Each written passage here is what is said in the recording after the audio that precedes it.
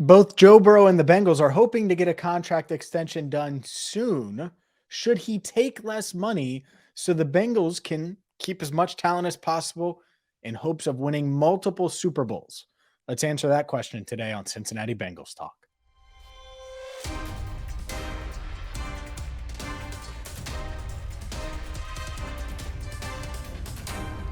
Hi again, everyone, and welcome in to CBT. Make sure you hit that subscribe button, ring the bell. I'm James Rapine, and there is a narrative going on and on about Joe Burrow and the fact that he should take less money or he needs to take less money, or man, if he takes less money, well, he's still going to be really, really, really rich, and the Bengals will be able to build a better team around him and contend for championships year in and year out. Rob Gronkowski is the latest one on this train.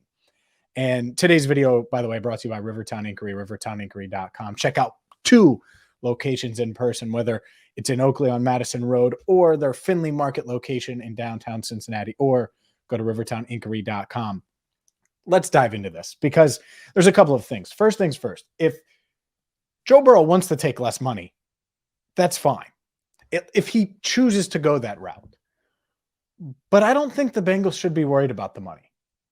I'm not worried about the money, and the money's sort of irrelevant when it comes to the Bengals building a true contender. And here's why.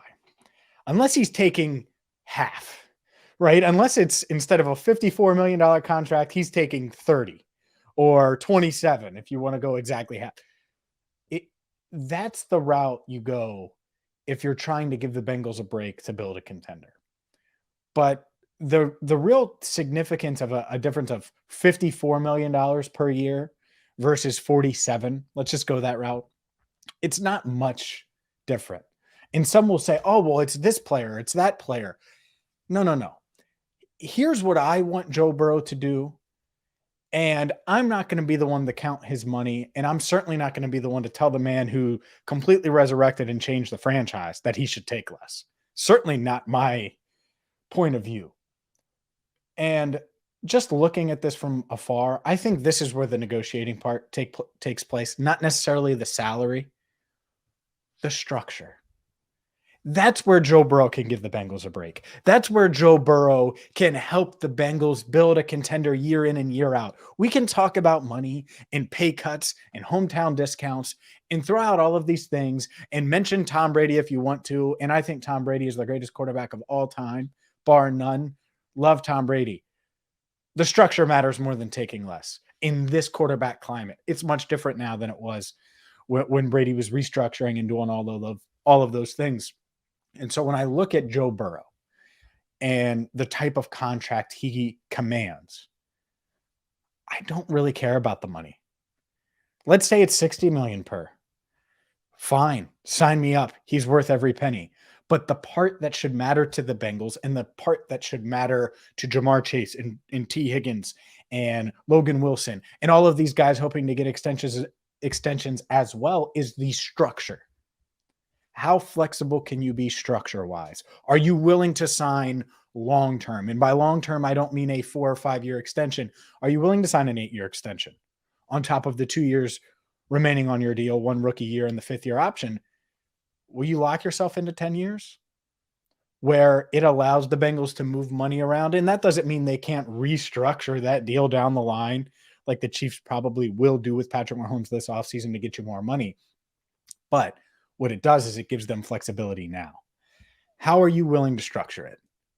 That's the part of this where Joe Burrow can do the Bengals a solid. The money, the average annual value, I really couldn't care less. I'm not counting that man's money. He deserves it all. If they signed him to a $70 or $80 million per year deal, which obviously exceeds anything close to what these quarterbacks are making, I'd say, okay, fine. How's the structure? And I'm exaggerating a little, but not much. That's how valuable he is. That's how valuable he's been to Cincinnati in the franchise and in everything that he's brought. Think about where this franchise was 3 years ago. Complete game changer since he's been drafted. And obviously they've had a ton of on-field success as well. So if they want to continue that, and Burrow's a smart guy, I think he knows this, the structure is what matters. Because if the Bengals can sign him to a longer deal, they can spread that money out. They can spread those guarantees out. The cap hits can lower. And year 4, year 5 of that deal, when the big cap hits kick in, right?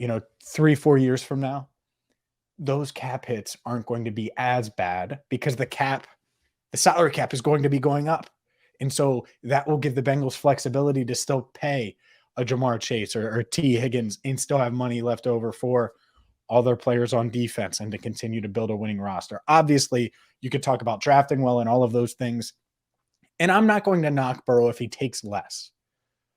But really doing the Bengals a solid wouldn't be saying, all right, I'll take $48 million per year, even though I probably deserve 54.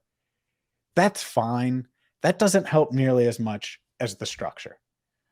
I would much rather him sign or agree to a 7-year extension worth $56 million per year, average annual value. So annually, that's what he's averaging. Now, there'll be years he'll bring in more. There'll be years he'll bring in less. But over the life of that deal, that would be the average, 56, which would make him the highest paid player in the NFL annually.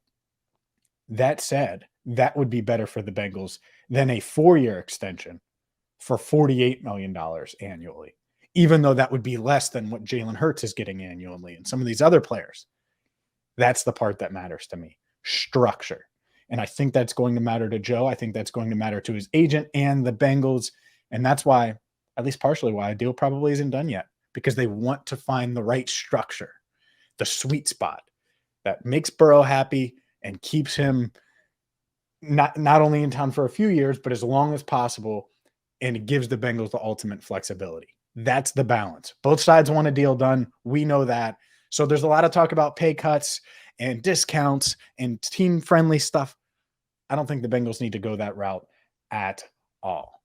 So make sure you keep it locked right here on Cincinnati Bengals Talk. We're going to have a ton for you throughout the offseason. We'll be back at Paycor Stadium next week. I know at least Jesse has a one-on-one interview with Andre Yosavash, the Bengals' 6th-round receiver, coming out as well. So keep it locked right here. And if you missed our highlights and everything that we've had, well, check those out as well right here on Cincinnati Bengals Talk. Hit that subscribe button, ring the bell. And for Andrew Foxmiller, our channel coordinator, I'm James Rapine. Hey, Andrew, how about you take a pay cut so we can give at least Jesse a little bit more money? You see how silly that sounds? It's all about the structure when you're talking about Joe Burrow. Thank you so much for watching. I'm James Rapine, and this is Cincinnati Bengals Talk.